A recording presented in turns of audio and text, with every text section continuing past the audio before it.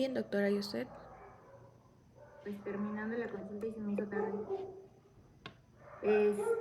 Ya no se los mandé porque quería yo las fechas de los exámenes, pero tengo aquí unas parte del reglamento.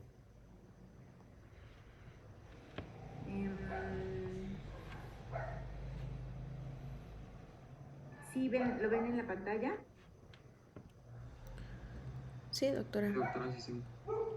Ok. Entonces,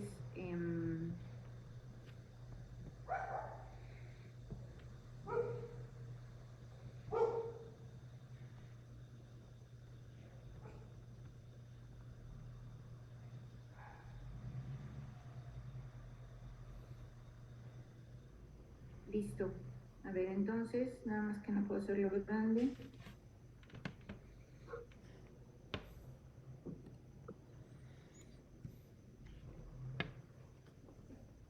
A ver, entonces las clases, ya habíamos hablado al respecto.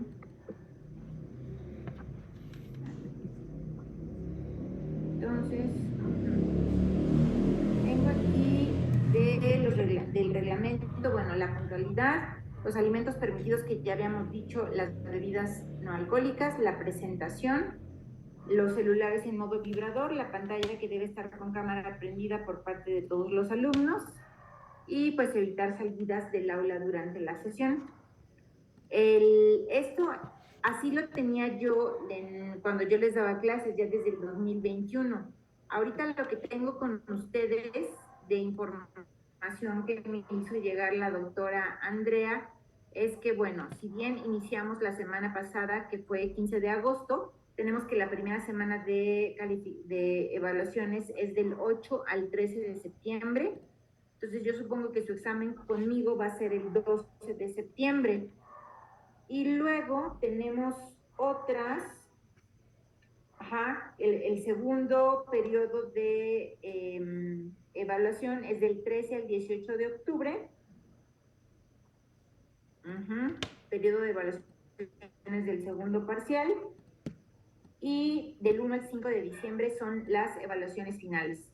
Entonces aquí le voy a poner que si es del 13 al 18 de octubre, supongo que en este día, el 17 de octubre, no vamos a tener clase.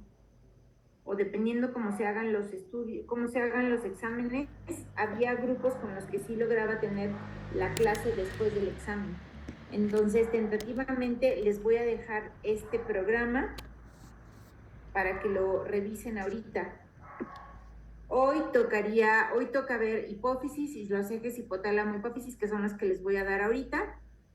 Y el 29 de agosto, prolactinoma, 5 de septiembre, Cushing e insuficiencia suprarrenal.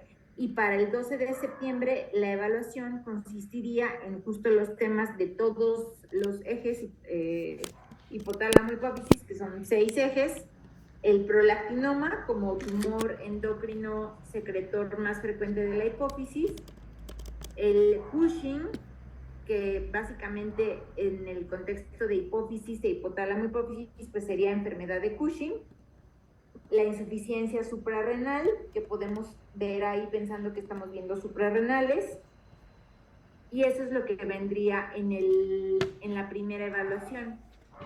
A partir del 19 de septiembre empezaríamos a ver tiroides. Si da tiempo el 12 de septiembre podemos empezar a ver tiroides, la fisiología, y si da tiempo ahí, dediqué 2 semanas para 2 clases para tiroides, para ver hipo e hipertiroidismo.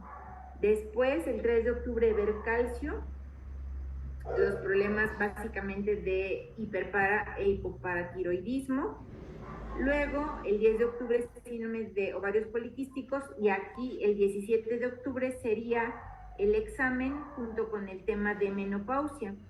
Aquí le voy a poner examen, segundo parcial, con el tema de la menopausia, y después el 24 de octubre la hipertensión de origen endocrino, Y luego, fíjense, para el 31 de octubre y 7 de noviembre y 14 de noviembre y 21 de noviembre y 28 de noviembre, diabetes y los diversos temas que vayan saliendo respecto a la diabetes. No sé qué les parezca o si hace falta algún tema de los que a ustedes les gustaría ver.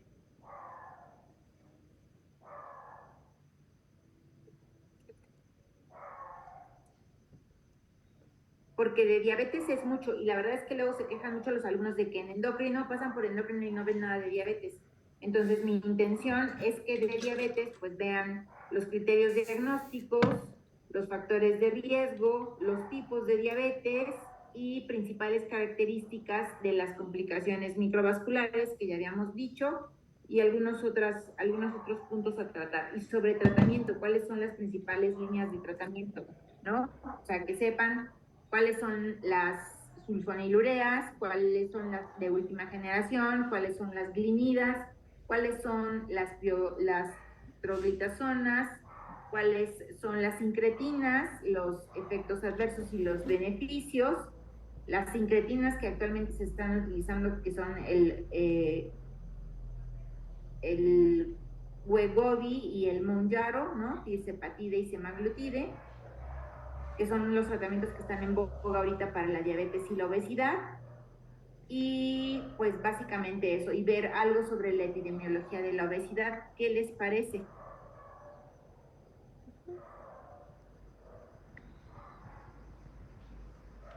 Me parece bien.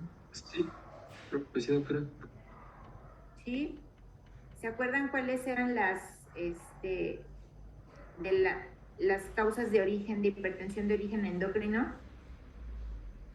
Que hablamos la semana pasada, y de las causas de diabetes. Ya no se acuerdan. Más o menos. Ya no se acuerdan.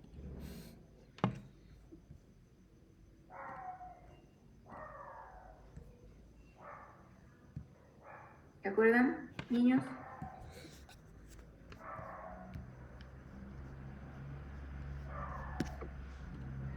Era Causas de síndrome de hipertensión. Cushing, acromegalia. Ajá, síndrome de Cushing, acromegalia. ¿Qué otra? Hiperaldosteronismo. Hiperaldosteronismo, así es.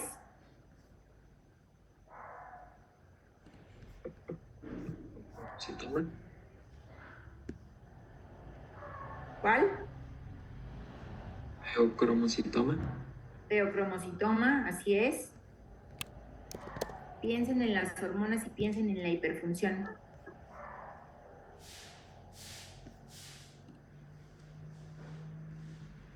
Hiperaldosteronismo. Hiperaldosteronismo, que ya dijo una de tus compañeras, que es el síndrome de Cohn, que el hiperaldosteronismo es secundario a un adenoma suprarrenal, productor de aldosterona. ¿Qué otro? Hipertiroidismo. ¿Cuál? Hipertiroidismo. Hipertiroidismo, ajá, muy bien. ¿Qué otro?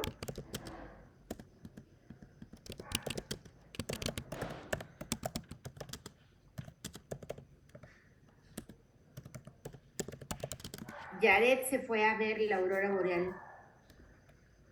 Muy bien, Yaret. Muy bien. Es que hay que cerrar la ventana, ya comenzó a llover. Imagínate que aquí en México hubiera auroras boreales, sería muy interesante. Estaría padrísimo. Bueno, sí, estaría padrísimo, aunque estaríamos más llenos de turistas, no lo sé. A ver, entonces, fíjense, ¿qué vamos a ver de hipotálamo, hipófisis y por qué es importante? Bueno, pues porque como hablamos la semana pasada, endocrino se rige por hormonas y las hormonas tienen vías de retroalimentación positivos y negativos y ejes que controlan su función y que vienen desde el sistema nervioso, ¿no? Desde el cerebro.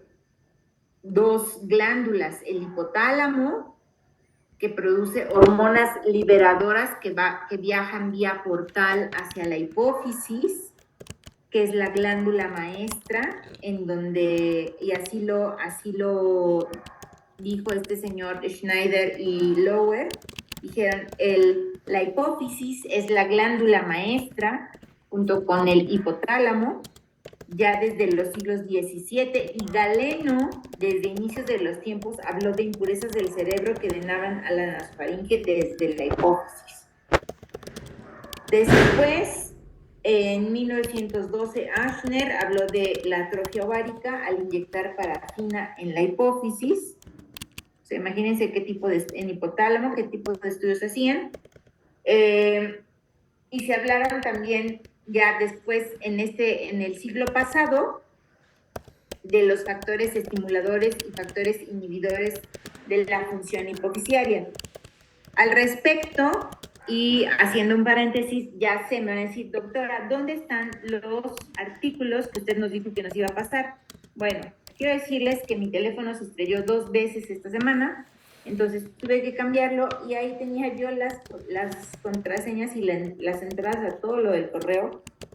Entonces ya tengo los artículos, ya los bajé, sí me tardé, no he tenido tiempo de pasarlos. Espero este fin de semana poderlos pasar, podérselos poner en el Bright Space para que ya tengan para la próxima semana el artículo de prolactina y sobre ese artículo hablemos en la clase. Entonces, ¿qué tienen ahí? Tienen el hipotálamo y todas las regiones del hipotálamo, todos los núcleos que conforman el hipotálamo. Entonces dice anatomía del hipotálamo, vean cómo tenemos los núcleos posteriores, el dorsomedial, el ventromedial, el premamilar, los núcleos supraópticos, aquí en amarillo, y paraventricular, de donde surgen las neuronas que producen la oxitocina y la hormona antidiurética. Acuérdense, el núcleo supraóptico y paraventricular del hipotálamo producen oxitocina y vasopresina que viajan hacia la neurohipófisis y se van a alojar aquí. Y vean del lóbulo anterior cómo llegan las irrigaciones. Aquí tenemos el quiasma óptico y tenemos el núcleo arqueado, el núcleo supraquiasmático, y vean cómo todas las lesiones que surjan en hipófisis pues van a comprimir directamente hacia arriba el quiasma óptico, y justamente cuando hay extensiones supracelares, es decir, hacia arriba de los adenomas hipofisiarios, es cuando tenemos los problemas de hemianopsias.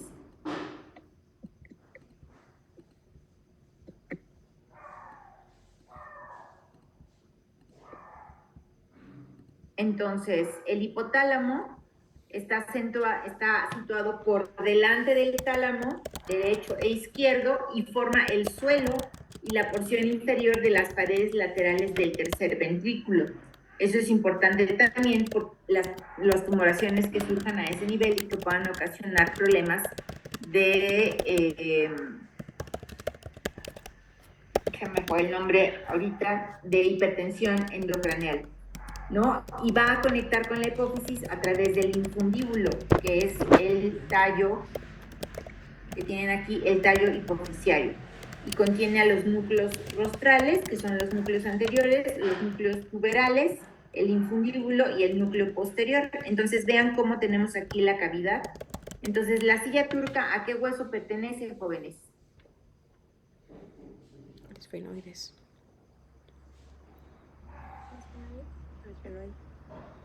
Pues está en la base del cráneo y pertenece al hueso esfenoides. Entonces aquí la tienen, ¿no? Y vean cómo aquí de hecho tiene, si observan, están marcadas las salidas de los vasos sanguíneos, ¿no? De las arterias carótidas intracraneales y de las venas. También, bueno, no se alcanzan a ver las arterias hipofisiarias, pero sí las arterias carótidas.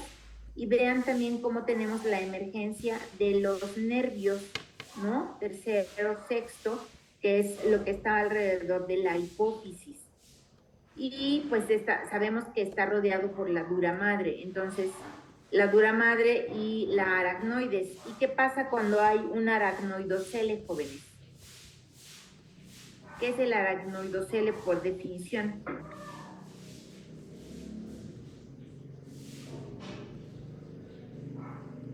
Es una caída del aracnoides, y es una caída del aracnoides que ocasiona una compresión de la hipófisis, y al ocasionar una compresión de la hipófisis puede llevar a un cese de la función de las hormonas hipofisiarias y al mismo tiempo a una elevación de la prolactina por compresión de la hipófisis.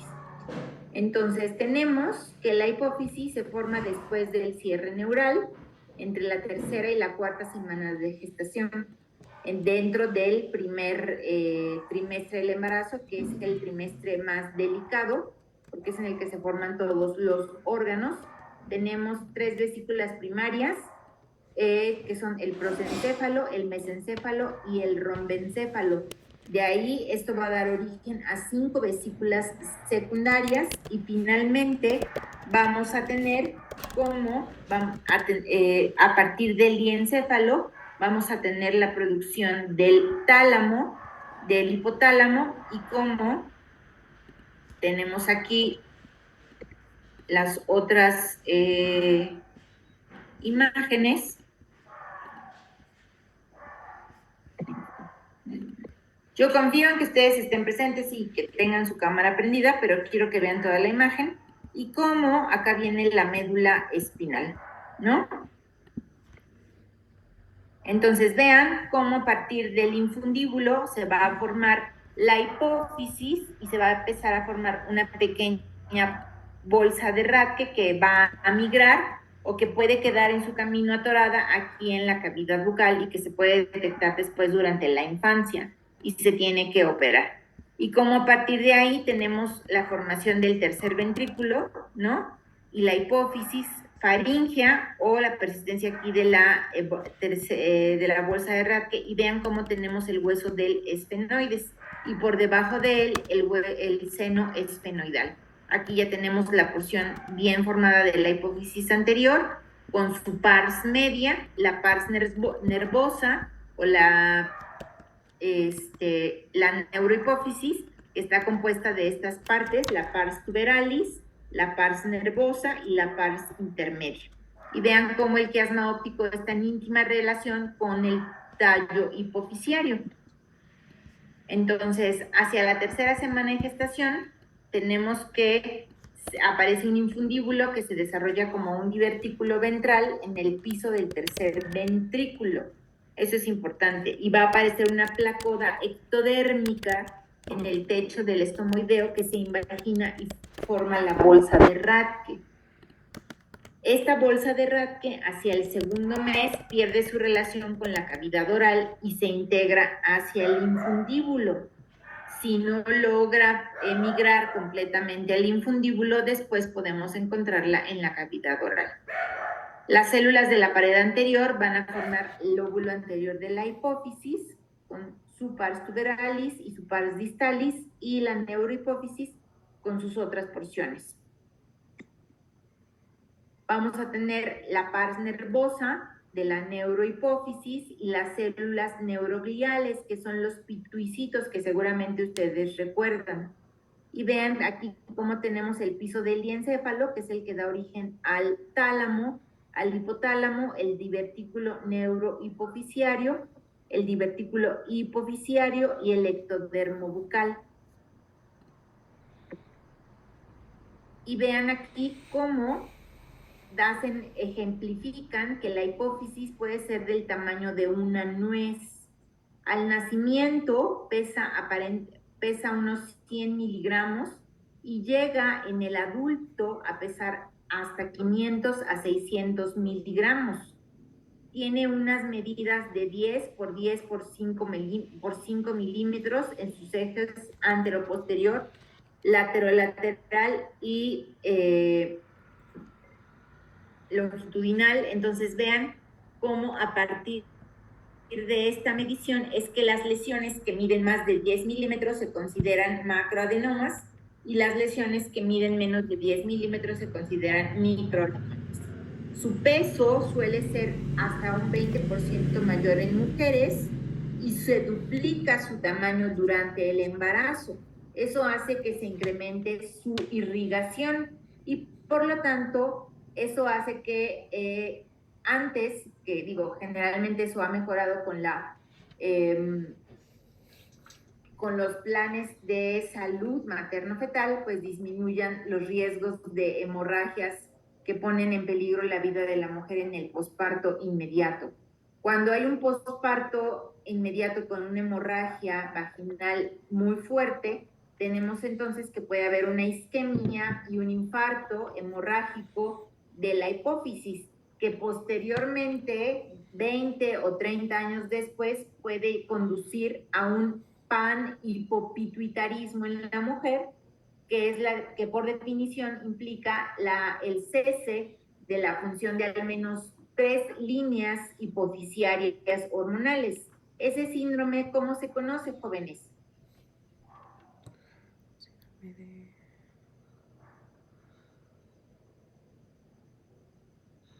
¿Lo recuerdan?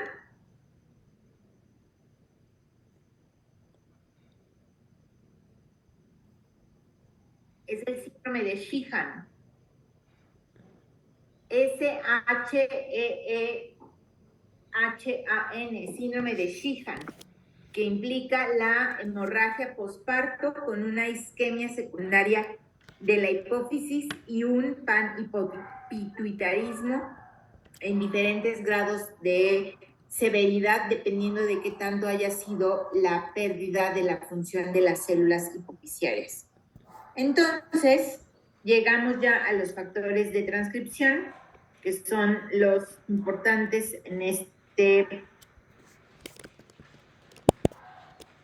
punto, en donde tenemos, vean aquí como arriba, tenemos a las células primordiales del epitelio neural y del ectodermo, que nos van a dar origen a estos factores de transcripción, que son el factor, el FGF8 y la proteína morfogenética tipo 4, BMP4, y el WNT5A y el NKX2.1, que nos van a dar origen a estos factores de transcripción, como el PIC, el GES, el SIX, que van a dar origen a la creación de los precursores de cada una de las líneas que conforman los ejes hipofisiarios.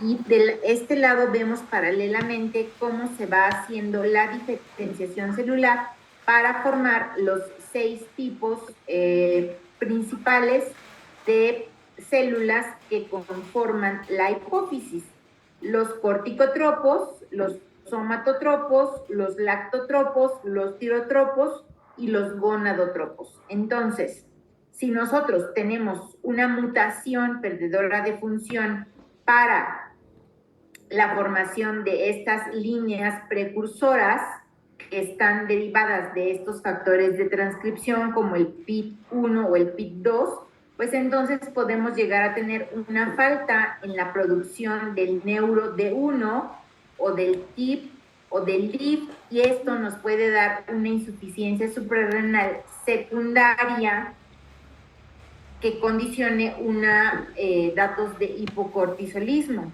Al mismo tiempo, de los más importantes tenemos el PROP1. Si tenemos una mutación perdedora de función del PROP1, ¿qué líneas celulares van a estar afectadas, jóvenes? Pues vamos a tener un panhipopituitarismo, en donde la persona va a tener un hipogonadismo secundario prepuberal, o sea, no va a desarrollar pubertad, porque no va a tener a los gonadotropos que produzcan FSH y LH, y por otro lado podemos tener una falta también de lactotropos que condicionen una hipoprolactinemia, y básicamente, y no tanto sobre ACTH, sobre el corticotropo, básicamente van a estar implicados los precursores del linaje celular NeuroD1 y el LIF. Y que vayan a ocasionar problemas aislados de hipogonadismos con o sin problemas tiroideos, hipotiroidismos de origen central.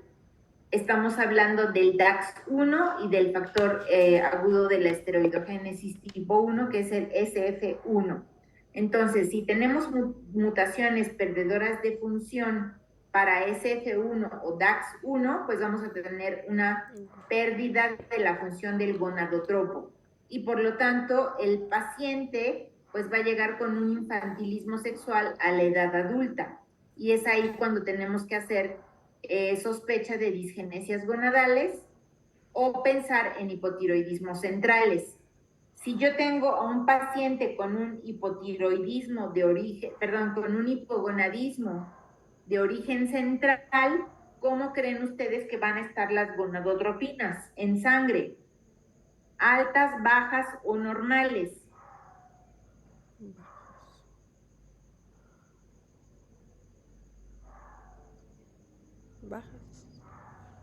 Bajas, ¿no? Bajas, exactamente. Y entonces, doctora, ¿tú crees que vaya a haber estímulos sobre el ovario o sobre el testículo?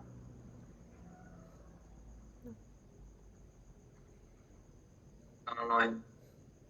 No va a haber, pero si yo le inyecto a la paciente gonadotropinas, ¿qué voy a provocar?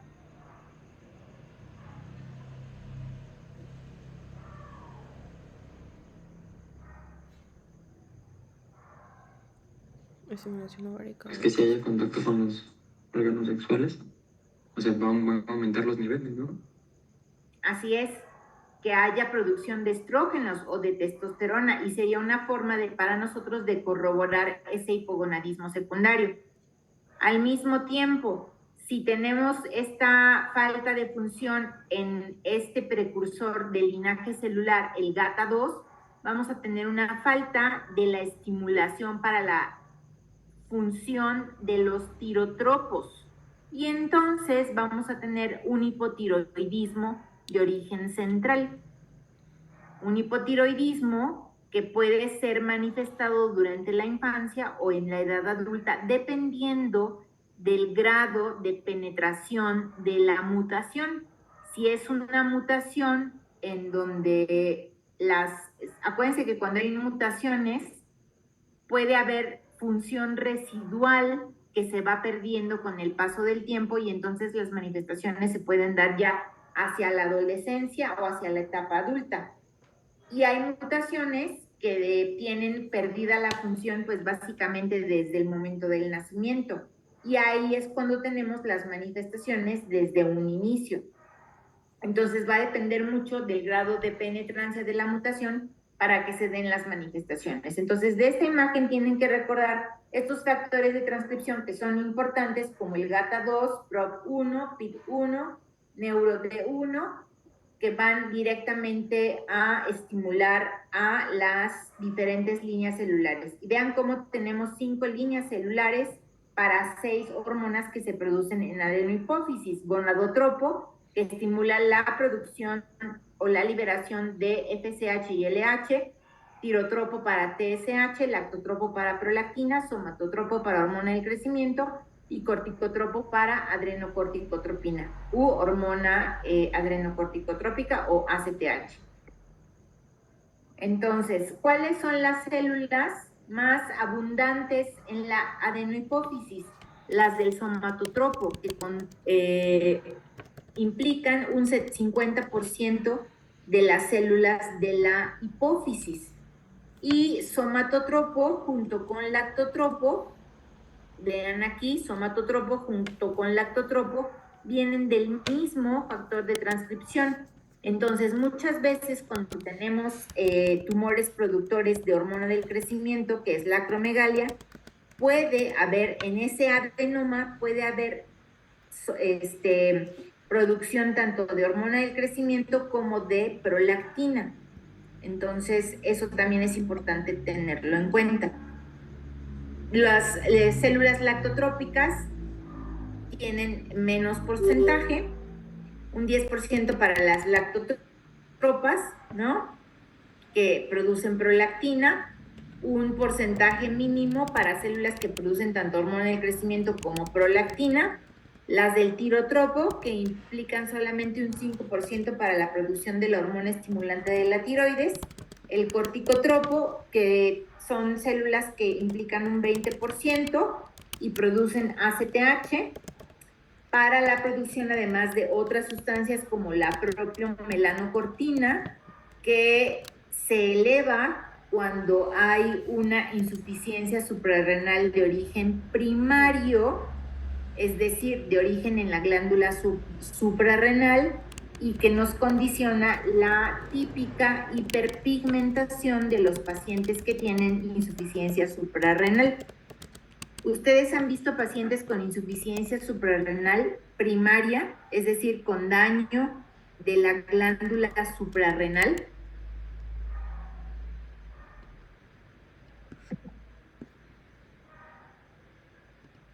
No, doctora. Bueno, son pacientes que típicamente tienen hiperpigmentación. Si ellos tienen una insuficiencia suprarrenal primaria, pues van a tener glándulas suprarrenales que no funcionan y que no produzcan cortisol. Entonces, las células del corticotropo, por vía de retroalimentación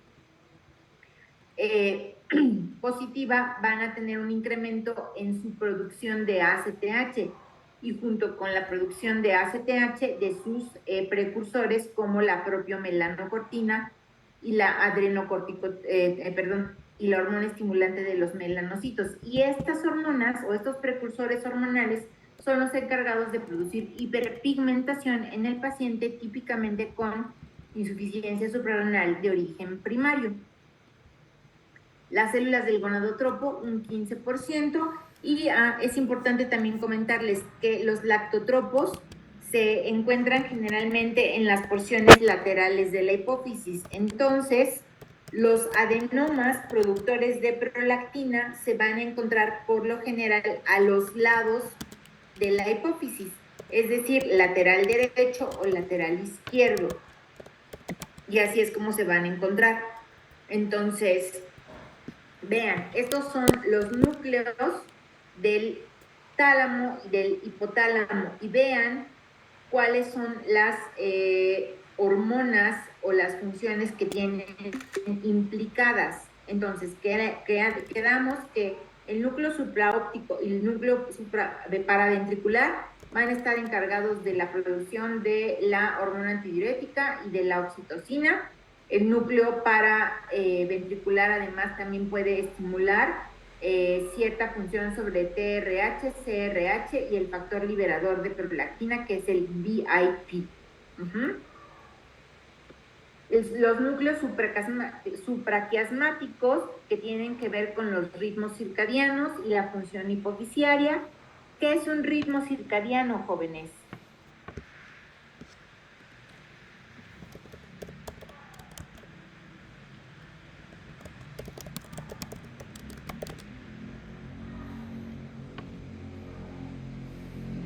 ¿Ya me perdieron? Pues... No, doctora, no, adelante. Podría ser Bueno, uno que es dura 24 por- horas.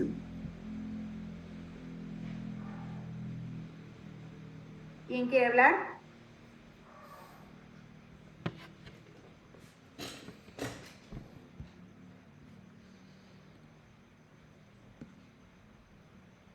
Andrea, a ver, Andrea, te escucho. ¿Qué es un ritmo circadiano? Tengo entendido que es como un reloj biológico, es como los ritmos biológicos que sigue nuestro cuerpo. Exactamente. De los más estudiados y más hablados actualmente tenemos el de quién. A ver, tú dime. El de sueño, ¿no? El de vigilia. El del sueño, el del cortisol, ¿no? ¿Tú sabes cuál es la hora en la que el cortisol está más alto en nuestro cuerpo? En la mañana. No, doctora. ¿Alguien sabe? 6 o 8 de la mañana. Exactamente, que es la hora de los infartos. Entonces, Pero las personas que tienen factores de riesgo cardiovascular como isquemias miocárdicas o diabetes mal controlada, entre las 6 y las 8 de la mañana y con un frío invierno se infartan. ¿Y a qué hora el cortisol es más bajo?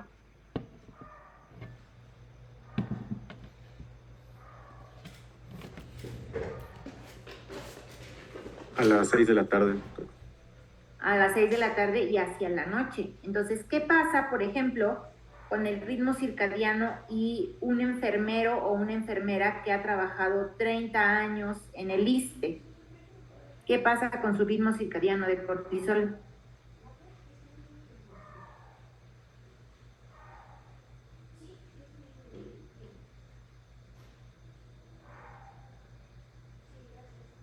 Pues está invertido, y el hecho de estar de pie y de estar despierto y de estar en alerta durante las horas del descanso hace que su suprarrenal produzca cortisol, y entonces ese cortisol le dé apetito, y entonces por eso luego en las guardias pues hay que cenar, ¿no? Porque te da hambre, estás despierto. ¿Y eso qué hace con el paso de los años? Que tengas mayor riesgo cardiovascular, que tengas mayor riesgo de que se te suba la presión arterial, de que te dé diabetes, de que desarrolles resistencia a la insulina, de que tengas ganancia de peso, ¿no? Ahorita, por ejemplo, yo que estoy hablando, que estoy estresada por los tiempos, que estoy viendo que no se me haga tarde para terminarles de dar la clase, pues yo debería estar ya descansando ahorita, ustedes también, y tener nuestro cortisol un poquito más bajo, pero lo tenemos alto. Bueno, hay que tenerlo un poquito más alto para estar atentos, ¿no?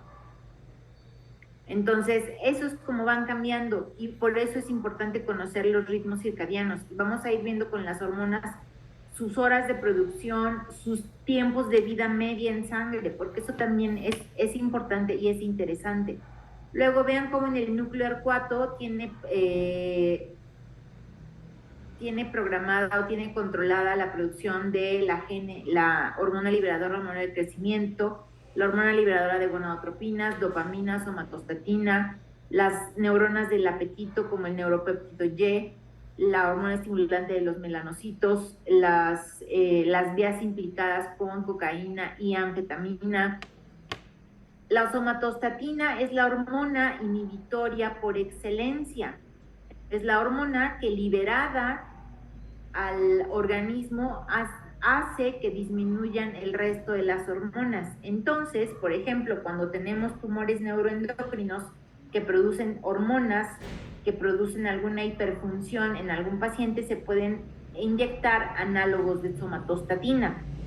O cuando tenemos tumores de acromegalia de difícil tratamiento o tumores muy grandes que están ocasionando compresión, se pueden también aplicar análogos de somatostatina, porque al aplicar un análogo de somatostatina yo voy a favorecer que se ejerza el efecto de la somatostatina, que va a ser inhibir los efectos de la hormona del crecimiento y por lo tanto disminuir el tamaño de la lesión y disminuir la secreción de la hormona, en este caso de la hormona del crecimiento, y por lo tanto disminuir los efectos que tiene el exceso de hormona del crecimiento, como la hipertensión arterial, el descontrol glucémico, y al disminuir además el tamaño de la lesión, pues se puede preparar al paciente para cirugía.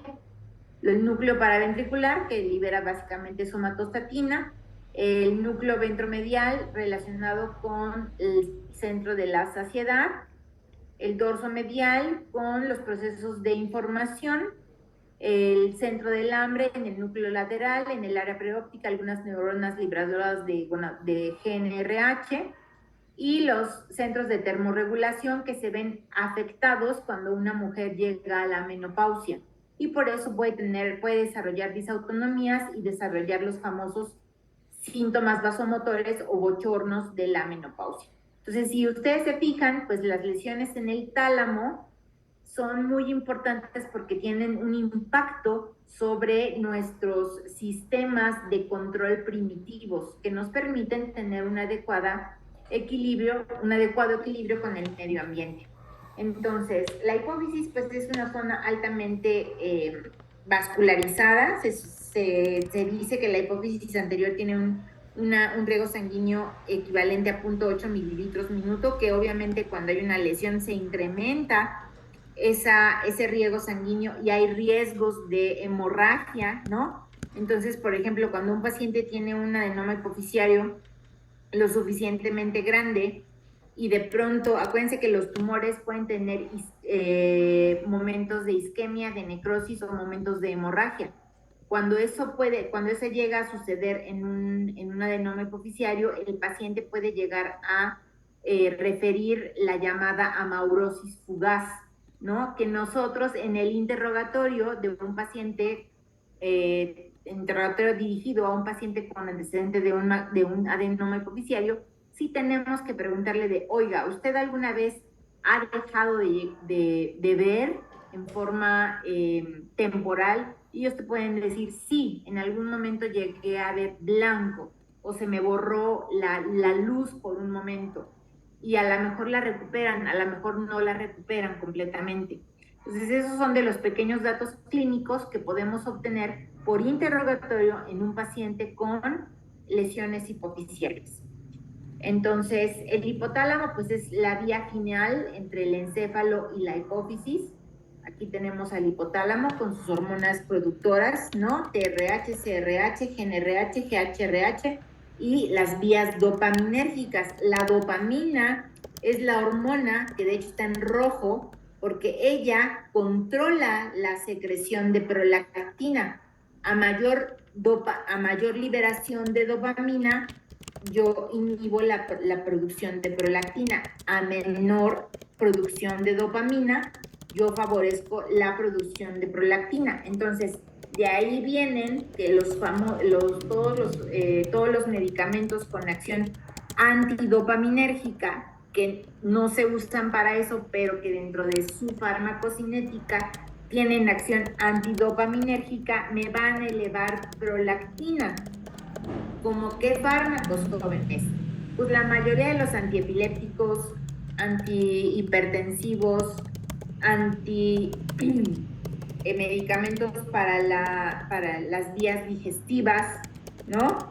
Y vean, eso es en cuanto a la dopamina. Entonces, si en el examen se les pregunta, ¿qué hormona ejerce el control tónico para la secreción de prolactina? Es la dopamina. Aquí no hay una vía de retroalimentación como tal, a diferencia de lo que ocurre con las demás hormonas. Aquí es básicamente una línea directa entre la dopamina que se produce en hipotálamo y que ejerce un control tónico sobre la cantidad de prolactina.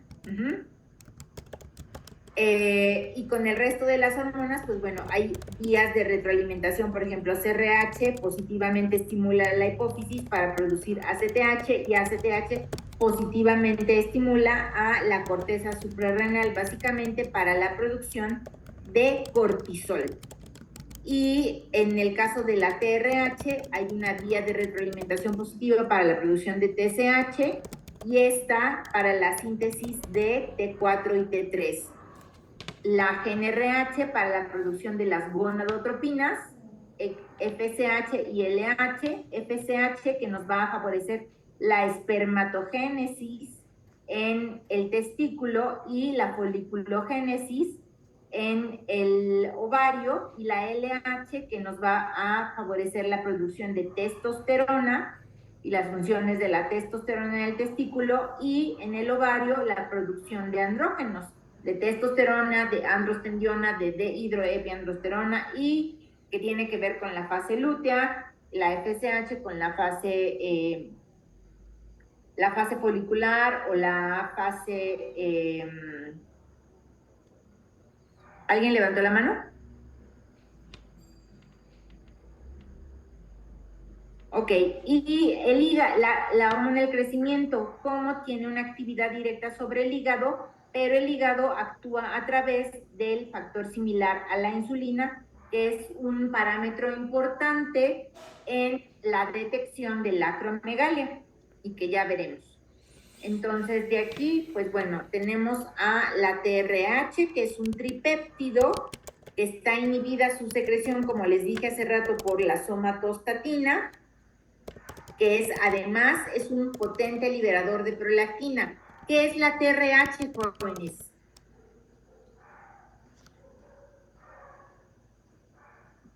Hormona liberadora de tirotropina.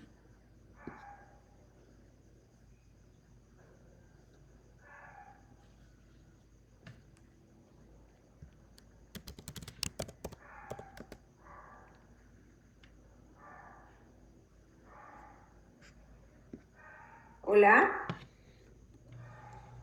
Pues no es la hormona liberadora de tirotropina. Ajá. Y entonces, ¿qué dentro del texto dice sobre la TRH, sobre la hormona liberadora de tirotropina?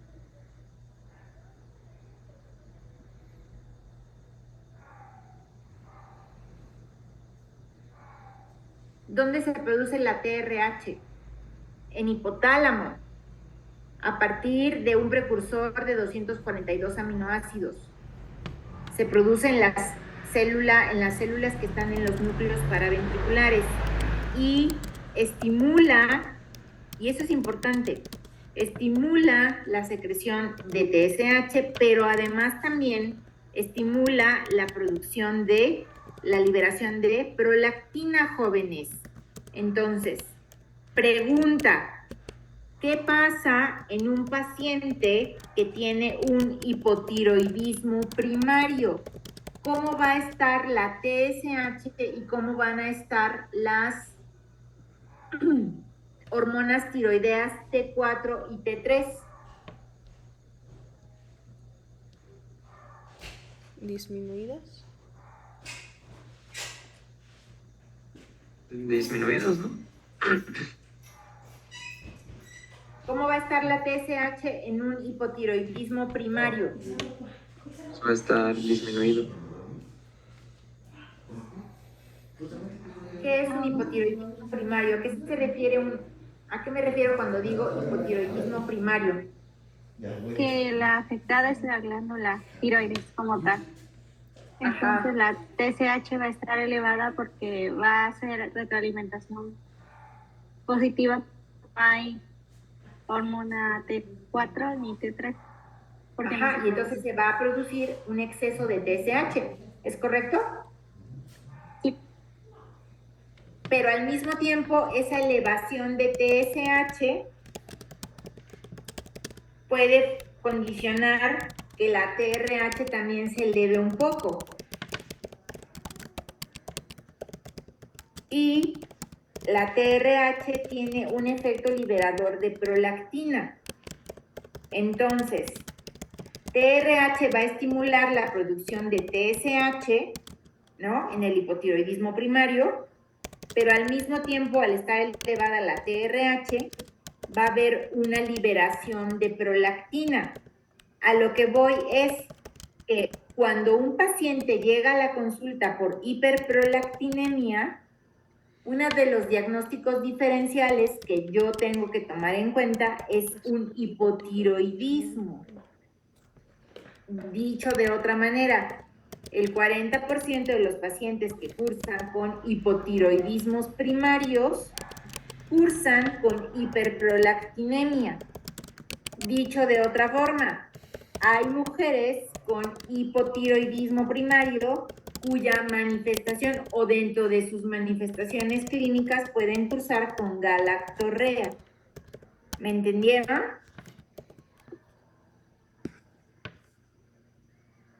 Sí, doctora.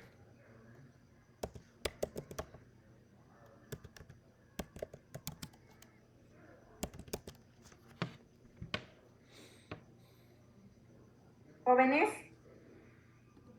Sí, doctora. Ok, bueno, tú sí me entendiste porque creo que los demás no. Entonces, la TRH, bueno, ya les dije dónde se produce y aquí tienen el esquema. Entonces, tienen la TRH que estimula la producción de TSH y TSH estimula la producción de T4 y de T3. Y esta misma tiene un efecto de retroalimentación negativa sobre TSH y TRH, y al mismo tiempo, si falta T4, T3, tiene un efecto de retroalimentación positiva sobre TSH y TRH. La GnRH es un decapéptido de este que tienen que saber, pues que estimula básicamente la síntesis de LH y de FSH, y en el embarazo estimula además la secreción de gonadotropina coriónica humana. Eso es importante y puede venir en el examen. En las niñas se libera por pulsos cada 3 o cada 4 horas, y en las mujeres adultas cada 60 minutos o cada 90, 100 minutos, dependiendo del momento del ciclo menstrual. Durante la fase lútea tienen una mayor velocidad de secreción, a diferencia de lo que ocurre durante la fase folicular. Su vida media es de 10 minutos y hay receptores membrana citoplasmática, también es importante que sepan qué tipos de receptores, para GnRH o LHRH en gónadas, en placenta, en tejido cerebral, en tejido adrenal, en sistema nervioso central y en el gonadotropo. Lupita, ¿levantaste la mano? Sí, doctora, yo tengo una duda. Bueno, por ejemplo, en mujeres que no tienen un ciclo menstrual regular, ¿sigue siendo la misma cantidad, o sea, al mismo tiempo, o afectan algo que no sean regulares? O que no menstruen en casos. ¿Cómo? O sea, que si afecta que no menstruen o que tengan periodos irregulares en el tiempo de 60, 90 a 100 minutos en mujeres. Es que lo que pasa es que la falta de menstruación o las irregularidades en el ciclo menstrual es una manifestación de que tu eje hipotálamo, hipófisis, gónada está disregulado desde la intensidad y la velocidad de secreción de la GnRH. O sea, no es al revés. No es que tus alteraciones menstruales condicionen que la GnRH se desacomode. Es al revés. Hay un desajuste en la secreción de la GnRH, o sea, está perdido el ritmo de la GnRH y por lo tanto de la FSH y de la LH, y por lo tanto la manifestación son ciclos irregulares o anovulación o amenorrea. Es al revés a como me lo preguntaste. Ok, doctora, gracias. ¿Sí me entendiste? Sí, gracias. Entonces, lo que tenemos que arreglar, y, o sea, siendo específicos en el síndrome de ovarios poliquísticos, pues no es, o sea, sí es ayudarle a arreglar a la mujer, pero entendiendo que lo que tenemos que hacer es arreglar el problema, pues, desde arriba, viendo que si hay resistencia a la insulina, pues justo nos está condicionando cambios en la velocidad de secreción de la GnRH o de la LHRH. Si hay obesidad también, o si hay falta de peso también. Sí, pero no es al revés, o sea, no es que yo ocasione que mis alteraciones menstruales ocasionen alteraciones en la GnRH, es al revés, las alteraciones en el GnRH van a ocasionar alteraciones en las menstruaciones. Y aquí lo tienen, GnRH, que estimula directamente producción de LH con FSH para, ya les dije, ovarios, estradiol y progesterona, y testosterona en los testículos o espermatogénesis, si es por acción de la FSH con efecto de retroalimentación negativa o bien de retroalimentación positiva para su estimulación si es que está haciendo falta, ¿no? La hormona liberadora de corticotropina, que va a ir directamente a hipófisis para producir ACTH, cortisol, esteroides suprarrenales, la propia melanocortina, la hormona estimulante ahí no es de la tiroides, es hormona estimulante de los melanocitos, que es la que les digo que está encargada de la pigmentación, y que cuando hay una insuficiencia suprarrenal de origen primario, está elevada y ocasiona hiperpigmentación en el paciente. Y que al mismo tiempo, cuando damos mucho tiempo glucocorticoides en un paciente, por la causa que sea, pues vamos a ocasionar una retroalimentación negativa sobre su liberación. Los efectos neurales de la CRH pues son aumentar el sistema nervioso simpático, Por eso los pacientes que tienen un adenoma hipofisiario productor de ACTH y en donde también va a estar disregulada la producción de SRH, pues tienen un incremento en la actividad del sistema nervioso simpático con incremento en las catecolaminas, hiperglucemia, hipertensión, taquicardia, y por eso son causas de diabetes y de hipertensión de origen secundario. Y aquí lo tienen, CRH, que tiene un efecto positivo sobre el corticotropo para producir ACTH y esta positivamente estimular a la glándula suprarrenal para la producción de cortisol. Y el cortisol, a su vez, tiene un efecto de retroalimentación negativo para disminuir o regular la secreción de ACTH y de CRH. No hay cortisol y entonces, en consecuencia, hay un incremento en la producción de ACTH y de SRH. Y luego esta, que es la dopamina, que es la principal hormona inhibidora de prolactina. Les digo, a mayor dopamina, menor prolactina, y al revés.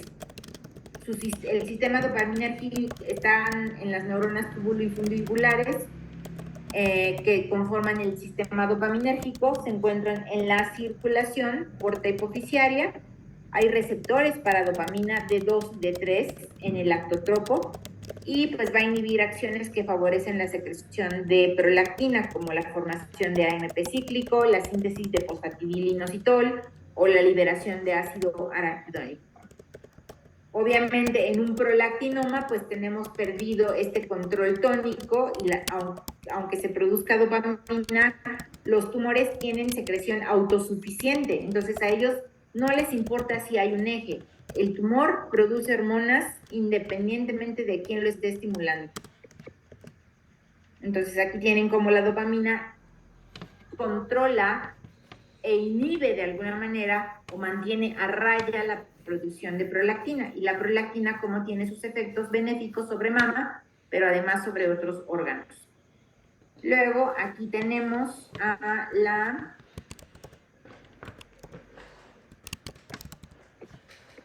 somatostatina, que es la hormona inhibitora por excelencia. Se produce en las células periventriculares que están sobre el quiasma. Hay diferentes subtipos de receptores para la somatostatina. A partir de estas sustancias se hicieron los análogos de somatostatina para tratar los tumores hipofisiarios e inhibe la secreción, ya les dije, de básicamente todas las hormonas hipofisiarias, ¿no? Hormona de crecimiento, TSH, y además de la función endocrina y exocrina del páncreas, del intestino, de la vesícula biliar, de las glándulas salivales. Por eso, en los pacientes que tienen estomas intestinales, porque se han operado de lo que quieran, de un tumor en el colon, de un tumor en el páncreas, que les han tenido que dejar un estoma y que son estomas de alto gasto, que pueden hacer que un paciente se choque de deshidratación, se pueden aplicar análogos de somatostatina, y esta es una aplicación médica de las hormonas, análogos de somatostatina para inhibir la función exógena del páncreas y por lo tanto evitar las deshidrataciones severas en los pacientes. Eso es algo muy interesante.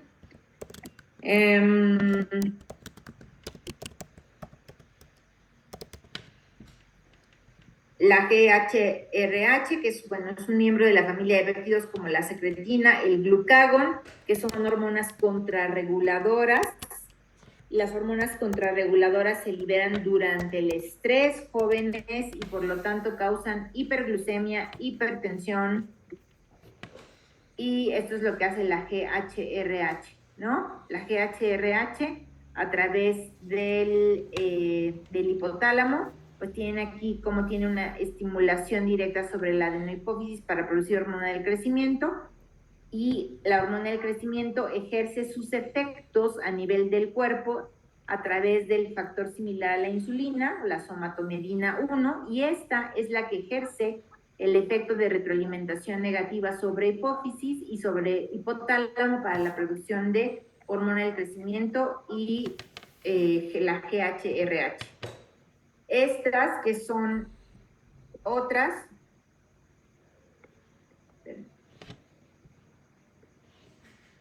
las hormonas liberadoras de prolactina, como la TRH, por eso les digo, recuerden, un paciente con hipotiroidismo primario va a tener hiperprolactinemia y la causa es esta, que por factores de transcripción similares en su linaje de producción celular, la TRH es capaz de producir un incremento en la secreción de prolactina.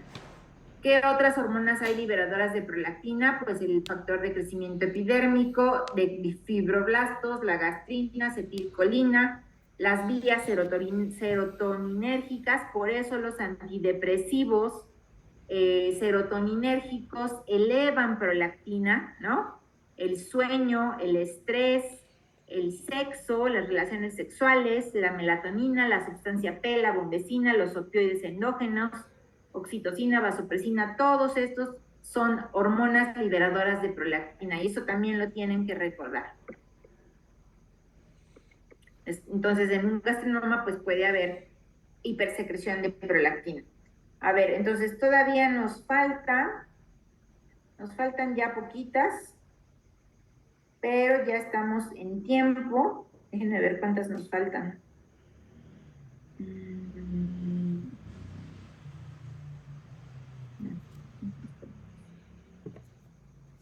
¿Qué les pareció la clase, jóvenes? Es que esta es extensa, o sea, esta es muy extensa. Bueno, me van a revisar esto del síndrome de Sheehan para que les haga preguntas en la próxima clase y les voy a hacer preguntas de esto, ¿eh? Craniofaringioma, Kallmann y nada más. Entonces me van a buscar esto, me van a buscar qué significa síndrome de Kallmann, qué significa, cuáles son las principales características del craniofaringioma, o sea, con qué alteraciones endócrinas está asociado, y el síndrome de silla turca vacía, a qué se refiere también. Lo tienen que estudiar todos y yo les voy a ir preguntando en la próxima clase. Será como que al azar. Entonces, ahora sí, sin falta, les envío los artículos para que empecemos a ver prolactinoma la próxima vez. Entonces, en teoría los ejes ya quedaron. Mira, Mario ya se durmió. Sí. Bueno, ¿dudas, jóvenes? ¿No? Sí, Bueno, doctora, espero que les haya gustado. Esta clase es densa, sí es densa, pero pues es como la entrada para que entiendan después todos los ejes. ¿Cómo ven? ¿Yo, doctora? ¿Quién? ¿Me escucha? Yaret. Jared. ¿Qué pasó, Yaret? Es que no escuché después del síndrome de Kallmann, ¿cuál era el otro síndrome que teníamos que buscar? Emily, ¿le puedes ayudar? Voy, doctora, es que cerré mi archivo. A ver. ¿No era el de Ay, Sheehan? ¿El de la silla turca? ¿El de Sheehan? Sheehan, Kallmann, silla turca vacía y había mencionado otro. El Ajá. craniofaringioma. ¿Qué alteraciones endócrinas te puede condicionar el craniofaringioma? Ok, gracias. ¿Sí? Bueno, entonces los veo la próxima semana. Nada más son 20.